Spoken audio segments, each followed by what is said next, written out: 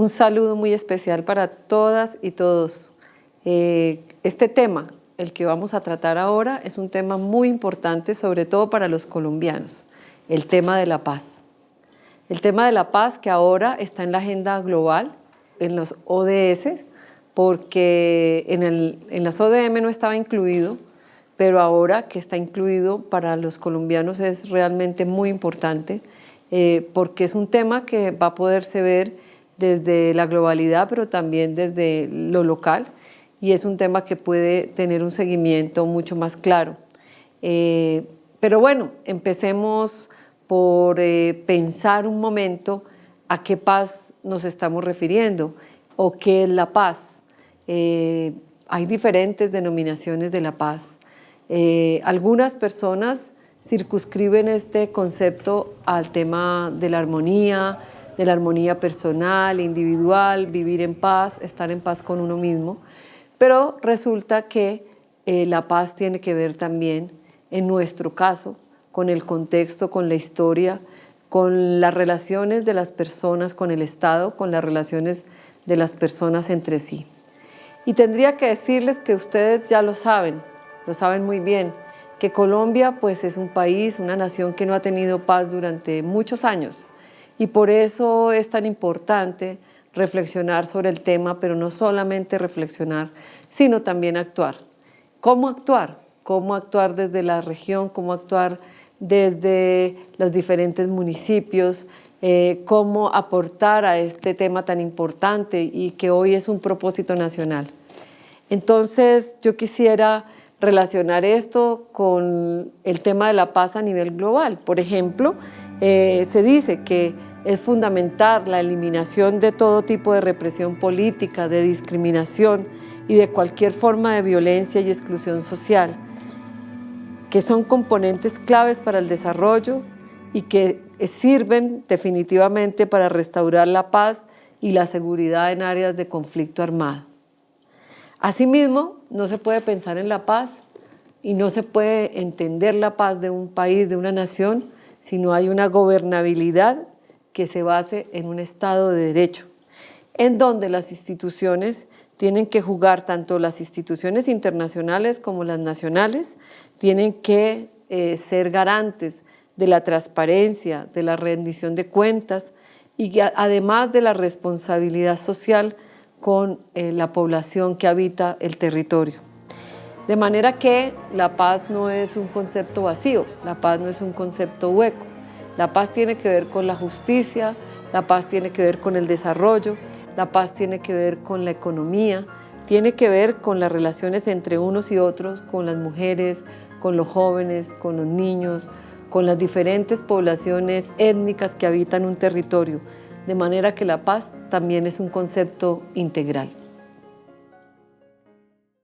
Bueno, decíamos que la paz es un concepto integral que está en la agenda global. Ahora está en la agenda de los colombianos de manera mucho más significativa. Empecemos por hablar de cómo entró la paz en el orden constitucional colombiano. Hasta el año 1991, antes de la Asamblea Nacional Constituyente, la paz era un concepto bastante etéreo y muy relacionado con la paz entre un pueblo y otro. En el año 1991, cuando se firma un nuevo pacto constitucional en el que entraron diversos sectores políticos y sociales del país, en donde se rompe de verdad por primera vez el bipartidismo, en donde ingresan a las decisiones fundamentales de Colombia poblaciones indígenas, grupos étnicos, mujeres, iglesias. En esta nueva constitución se consagra el derecho a la paz como un derecho y un deber de obligatorio cumplimiento según el artículo 22. Es entonces a partir de 1991 cuando los colombianos tenemos un derecho fundamental, el derecho de la paz consignado en la Constitución. Como les decía, la Asamblea Nacional Constituyente, que tuvo una gran voluntad de paz, no logró la paz, y los años siguientes, después de 1991, trajeron situaciones de mucha violencia, confrontación militar, y la guerra se puede decir que se complicó. En Colombia surgieron otras agrupaciones. También el ascenso de fenómenos como el narcotráfico, más el surgimiento de nuevas estructuras armadas como el paramilitarismo, volvieron cada vez más complejo el tema, cada vez más difícil, y por lo tanto vino un escalamiento de la guerra, del conflicto, además de todas las complejidades que ello trajo. De manera que hoy, después de todos estos años de confrontación, tenemos resultados verdaderamente lamentables, dramáticos, y podemos decir que ha sido una tragedia nacional. La Unidad Nacional de Atención y Reparación a las Víctimas nos da cifras de más de 7.200.000 víctimas. De esas víctimas, más del 90% son desplazadas forzadamente de sus territorios por el conflicto. Esas víctimas, ¿a dónde han llegado? Han llegado a las ciudades capitales, a las cabeceras municipales, y la consecuencia de esto ha sido un gran empobrecimiento de estas personas. Hubo, dentro de todas estas violencias, un despojo de tierras muy importante. Hubo violación a las mujeres, asesinatos, desapariciones forzadas, minas que han acabado con la vida o con el cuerpo de muchas personas que al transitar han pisado lamentablemente un artefacto de estos. Entonces las consecuencias de este conflicto han sido nefastas para la vida en Colombia. Yo quisiera darles unas cifras más claras de todo lo que ha significado esto.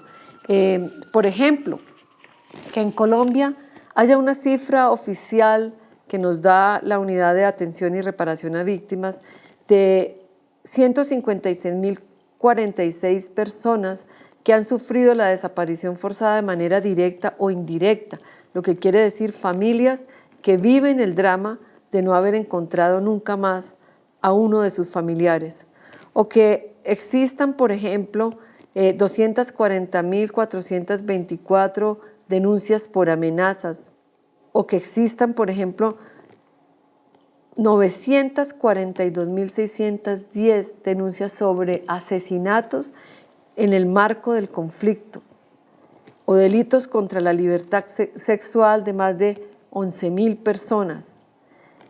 De manera que todas estas cifras tienen que llevarnos a pensar que la paz en Colombia ha sido muy esquiva y por lo tanto gobernantes, ciudadanía, toda la sociedad tiene que empeñarse en alcanzar este objetivo fundamental, este derecho fundamental que es la paz.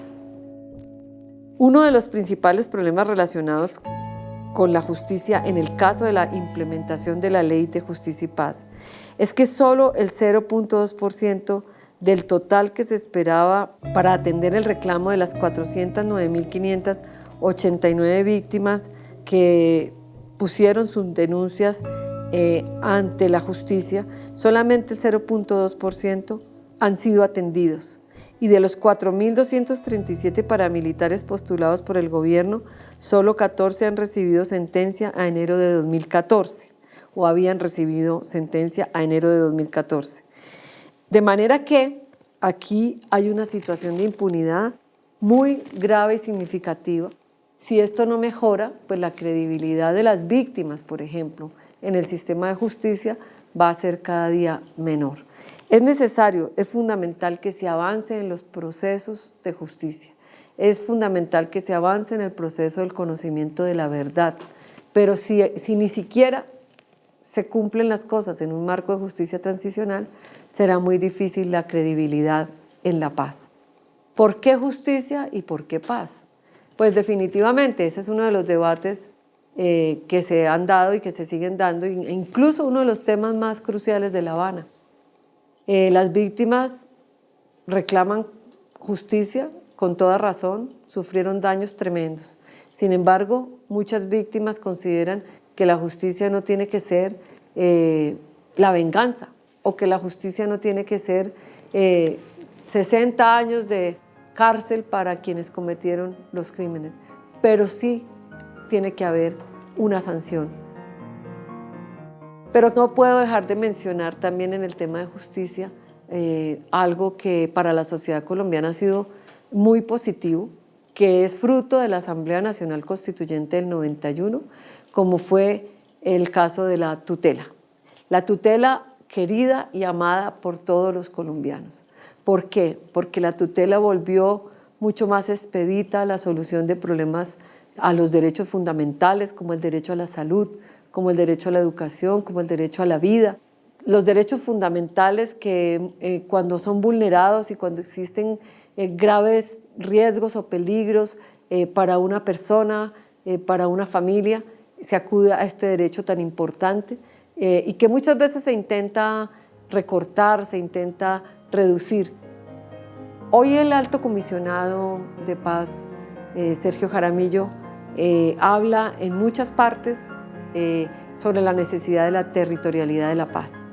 No es un concepto nuevo, en realidad muchos gobernantes han propuesto durante mucho tiempo la necesidad de territorializar la paz, empezando por quienes propusieron en muchas ocasiones los diálogos regionales. Los diálogos regionales fueron prohibidos porque se considera que la política de paz es una política que nace y sale del presidente de la República. Sin embargo, sabemos que tanto gobernantes locales como Iglesia en muchas ocasiones han hecho esfuerzos para minimizar el impacto de la guerra en sus territorios, han logrado incluso liberaciones, hechos humanitarios importantes. Y lo que yo quiero hacer énfasis es que la única manera de aportar a la paz no es solamente con decisiones que vengan o que emanen del orden nacional, sino que también los gobernantes locales pueden ser artífices de procesos y de propuestas muy importantes en sus territorios. ¿A qué me refiero? Ya en el año 2000 y más allá del año 2000, gobernadores como Guillermo Alfonso Jaramillo, en ese momento del Tolima, Parmenio Cuéllar en Nariño, Floro Tunubalá en el Cauca, el gobernador del Caquetá, no recuerdo su nombre, pero en esa misma época ellos contribuyeron a que la guerra no se siguiera incentivando en su región, haciendo procesos con las comunidades de erradicación, por ejemplo, de cultivos ilícitos, evitando la fumigación para que no siguiera haciendo daño a sus comunidades. Ellos incluso muchas veces viajaron por el mundo buscando apoyo para iniciativas locales de paz. Esas cosas son inolvidables, importantes. Por ejemplo, procesos como el Programa de Desarrollo y Paz del Magdalena Medio, que fue el primer programa de desarrollo en una de las regiones colombianas más azotadas por la violencia. Y fue el padre Francisco de Rú quien con el obispo de Barrancabermeja, Monseñor Jaime Prieto, de entonces, lograron convencer al Banco Mundial y convencer a otras entidades internacionales, pero también a las autoridades municipales del Magdalena Medio, de hacer un programa de desarrollo que pudiera, en medio del conflicto, ser capaz de llevar a los campesinos a hacer procesos productivos importantes, a frenar el desarrollo de la guerra, a poner en su sitio a los grupos paramilitares ilegales que en ese momento hostigaban a la población. Programas como este han aportado mucho a la construcción de paz en Colombia. No puedo dejar de mencionar procesos como el de Mogotes en Santander, primer Premio Nacional de Paz, que puso a la comunidad frente a la guerra para defender su autonomía y que gracias a eso frenó el avance en el territorio de la guerra. O procesos como el de Micomao en el sur de Bolívar, que lograron el primer desminado humanitario en el sur de Bolívar, porque la comunidad, en vez de desplazarse, resistió y llevó a un diálogo al ELN con el gobierno nacional y con las autoridades locales para lograr ese desminado. Y tampoco podría dejar de mencionar a toda la sociedad civil colombiana que durante muchos años ha apoyado las iniciativas de paz. No solo las ha apoyado, ha creado iniciativas, movilizaciones enormes, el mandato ciudadano por la paz, la vida y la libertad, los niños participando también en este proceso y muchas acciones que desde lo local se han realizado. Medellín, por ejemplo, La ciudad que más ha sufrido la violencia en el país ha sido una de las ciudades en donde mayor cantidad de organizaciones, de plataformas ciudadanas por la paz han surgido. Allí se ha atacado la violencia con cultura, con música, con iniciativas deportivas, con todo tipo de acciones que han frenado la guerra. Ahora, ¿qué pasa hoy? ¿Qué pasa hoy en medio de un proceso de paz? ¿Qué podemos hacer hoy que se acerca la posibilidad de un acuerdo definitivo de paz? Yo creo que la existencia de la ley de víctimas, de la ley 1448 de víctimas y restitución de tierras, tiene que darle a los gobernantes, de hecho ya le ha dado a muchos gobernantes una responsabilidad, pero también una ilusión de contribuir a la paz de Colombia. La ley 1448, ley de víctimas, que busca reparar justamente a esos 7.200.000 víctimas del conflicto, le da a las autoridades locales la posibilidad de liderar ese proceso. Le da a las autoridades locales no solamente la responsabilidad de atender humanitariamente a todas las víctimas que llegan a su lugar, sino que le da la posibilidad de ir más allá. Y quiero mencionar, por ejemplo, acciones muy significativas que se dan en diferentes territorios. La ley de víctimas, su implementación, nos ha mostrado cómo, por ejemplo, hay departamentos en donde se creó la Secretaría de Víctimas, como en el departamento del Meta, demostrando una clara voluntad política para reparar a las víctimas. En el Huila se ha desarrollado un exitoso proyecto de generación de ingresos en todos los municipios del departamento. En Medellín se creó el Museo de la Memoria, se esmera en la acogida, logra que uno de los lugares donde fueron votados muchos de los jóvenes asesinados para desaparecerlos, llamado La Escombrera, logra que hoy sea un lugar que se está excavando para encontrar la verdad y poder entregar a las víctimas los cuerpos de sus seres queridos. En Florencia hay un esfuerzo por implementar la ley articulando todo el sistema de funcionamiento de las instituciones. Y no puedo dejar de mencionar mi ciudad, Bogotá. Nuestra ciudad, desde el primer momento de la implementación de la ley, ha querido ir mucho más allá de las responsabilidades estrictamente legales que les confiere la ley y, por ejemplo, desarrolla un programa de representación legal con las víctimas que llegan a la ciudad para que ellas tengan sus propios defensores. Desarrolla también un proceso de reparación colectiva con víctimas que han sido revictimizadas en la ciudad y cuenta con un centro de memoria, paz y reconciliación que hoy se convierte en un epicentro de la paz de los colombianos. Más de 2.500.000 personas se han movilizado el Día Nacional de la Memoria y Solidaridad con las Víctimas en Bogotá. Por otra parte, es fundamental que podamos también preparar culturalmente a la sociedad. Hoy se discute mucho si la guerrilla va a ser parte del Congreso, si la guerrilla va a ser política, si la guerrilla va a estar junto a nosotros. Bueno, tenemos que preparar también culturalmente a la sociedad, porque claro, si va a haber un grupo muy grande de personas que estaban en la guerra, que quiere dejar las armas, que quiere transitar el camino de la paz, pues habrá que abrir espacios para que estas personas se reintegren a la vida civil y tendremos que ayudarles a que lo hagan. De lo contrario, seguirán haciendo lo que vienen haciendo hace mucho tiempo.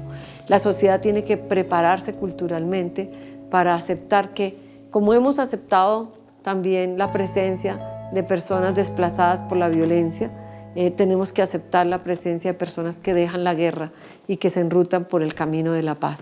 Es más, tenemos que salir adelante, tenemos que ayudar a educar en esa perspectiva de la paz.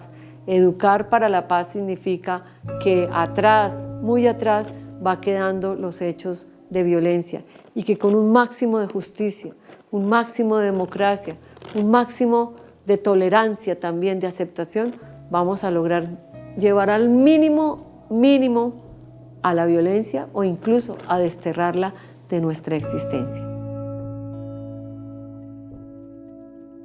Bueno, y algunas recomendaciones finales que no puedo dejar de decir. Gobernadores, alcaldes, ustedes fueron elegidos, ustedes tienen en sus manos una buena parte del destino de sus comunidades. Ustedes pueden hacer del propósito de la paz un propósito integral y un propósito transversal a sus políticas, en lo económico, en lo social, en lo cultural, en lo ambiental.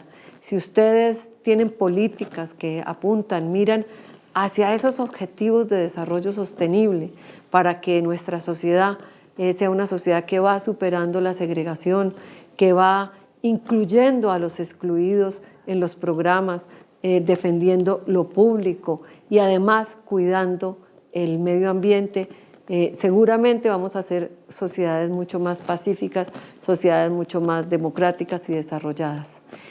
Yo creo que la paz es el camino y que indudablemente no hay que escoger, no hay varios caminos, hay un camino humano, digno, posible en Colombia. Ese es el camino de la paz, el que nos dará posibilidad de convivencia, seguridad y confianza a todos los colombianos. Bueno, y con este módulo de la paz estamos diciendo hasta luego. Esperamos que estos 11 capítulos hayan servido para que ustedes tengan herramientas importantes para aplicar en su gobernabilidad. En los planes de desarrollo ojalá queden plasmadas todas estas propuestas que contribuirán con el desarrollo, con el bienestar y con la convivencia de cada una de sus comunidades. Ha sido un gusto encontrarnos y esperamos que Colombia por fin llegue a la generación de paz.